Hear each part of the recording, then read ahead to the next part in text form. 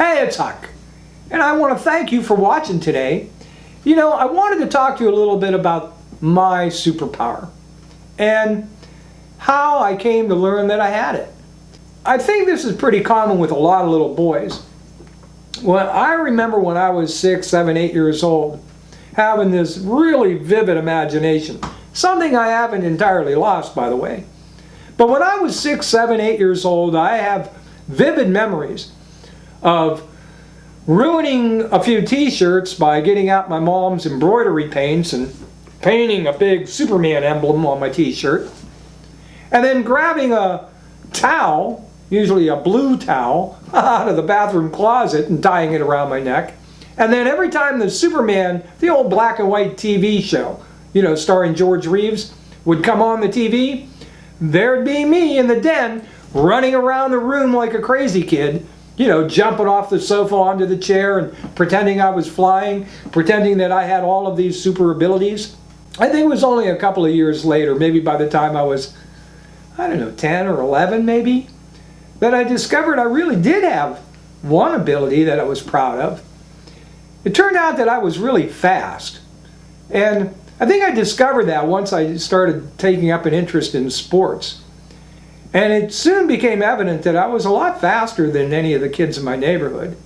And in gym class, it seemed that I was faster than all of the kids in school. So I put away all of the Superman fantasies and replaced it with fantasies of being the Flash, of course.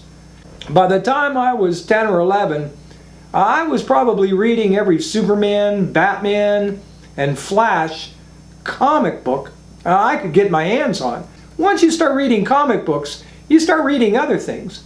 I remember having a pretty good collection of all of the paperback Ripley's Believe It or Not books. And I must have gotten to the point where I could read well enough that by the time I was 12, and I still remember this, when I was 12 it was 1968. And I remember being a very fervent Robert Kennedy fan.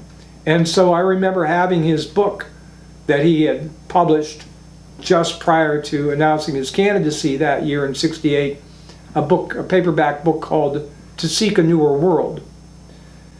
So all of this led me to probably the greatest discovery of my life. And that discovery came just after 7th grade. That summer, I went to a place affiliated with where my dad worked. My dad worked for a company called Republic Steel. And here in Youngstown, they had a building called the Republic Steel Institute, where employees, like my dad, could take their kids and have them tested. And they would do this twice, once after 7th grade and once after 10th grade. And it was a whole battery of tests. I remember being there something like 5 or 6 hours. The tests that they gave us, several of them, and there were like 3 or 4 tests altogether.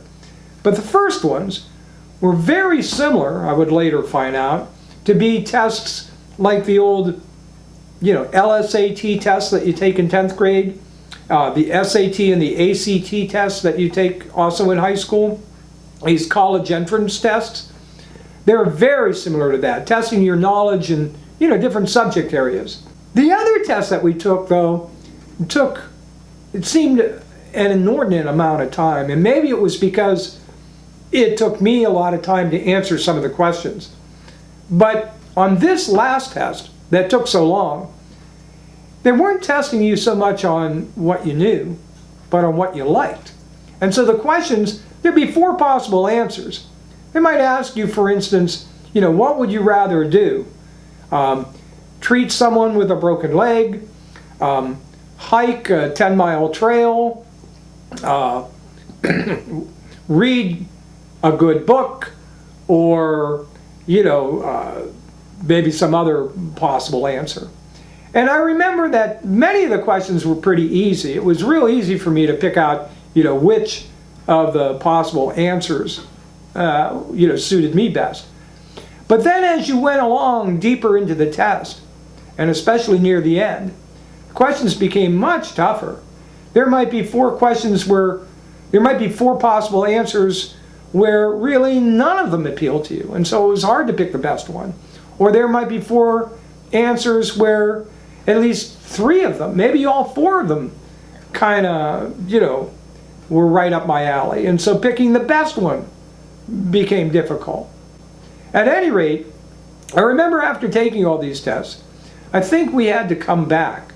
I don't know what it was, a week or 2 weeks later to get the results.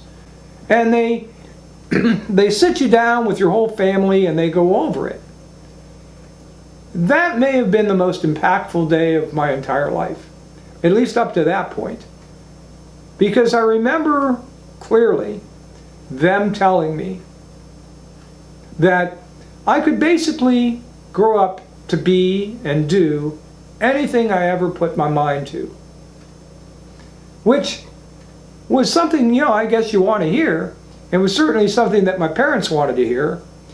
I do remember them having one caveat that they added to this, and that was that I would probably not be interested in doing something that required a lot of physical labor. And maybe because they added that, it kind of gave validity in my mind to what they were telling me. All I know is I came away from that, with a new discovery, and really maybe the most important discovery of my life. And that was that I really did have a superpower. The superpower was knowledge. I had the power to be and do anything I put my mind to if I was willing to work hard enough to get the needed knowledge about whatever it is I wanted to do. Because there is a big difference between dreams and hope. And what that did was it gave me hope that my dreams really could come true. And that's why it's so depressing and so remarkably short-sighted that Republicans around the country are robbing kids of those dreams and that hope and their superpowers by cutting education. For the better part of the last decade, Republicans, where they hold power in individual states around the country, have done their best to slash the amount of tax revenue they bring in by granting wholesale tax cuts to corporations and to the wealthiest people that live in their state. And as a result, what they've attempted to do to balance their budgets is to make corresponding cuts to the amount of money that they're paying out. They've done this in the form of roads and bridges and transportation issues. They've done it in the form of cutting back teachers in our public schools and the amount of money that they pay towards Medicaid and health care for their citizens. They've made cuts in food stamps and other welfare programs, in job training, any number of areas, in order that these corporations and these really wealthy, well-off folks can pay less in taxes. And I should add to that another thing they've been doing, not only have they been cutting the amount of taxes that corporations pay, but in many areas they've been attempting to attract new businesses into their states by cutting taxes altogether for a period of years. So in many states, corporations that relocate to their state can pay absolutely nothing in taxes for as much as 10 years.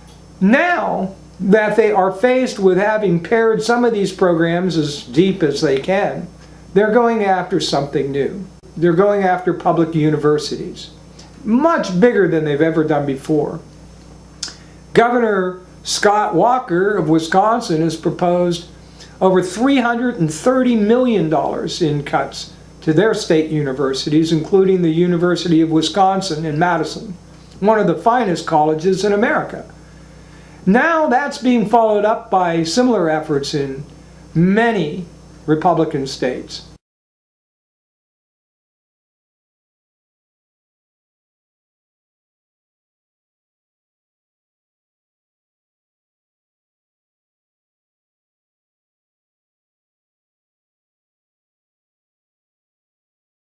Now there's a lot of reasons why costs have gone up at universities around the country, but certainly one of the big reasons that costs tuition costs continue to rise is because really over the last 10 or 15 years, Republicans, where they can, have already been cutting back on the funding for public education. And so to make up for that sudden shortfall, universities have had to go out and seek ways to raise that revenue, and that has included raising their rates, their tuition costs.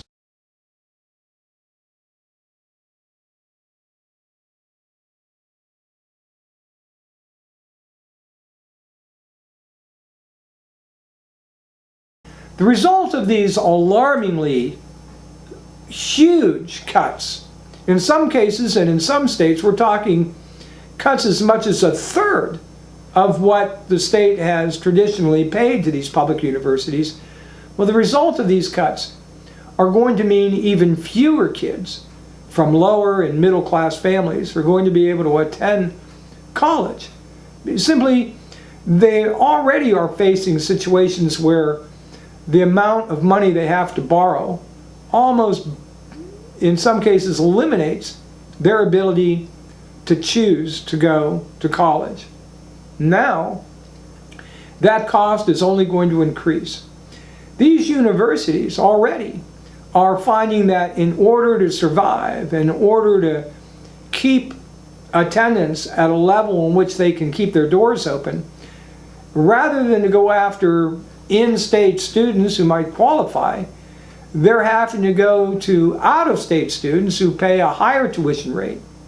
And again, the result of that is going to be fewer poor and middle-class students are going to be able to attend college, and only the wealthiest students are going to be able to go. Anyway, I'm Huck. That's my opinion. I'd love to hear your thoughts on this situation. Leave a comment below, and hey, it really won't hurt you to like the video if you feel this is something that's important. Thanks again. We'll see you real soon.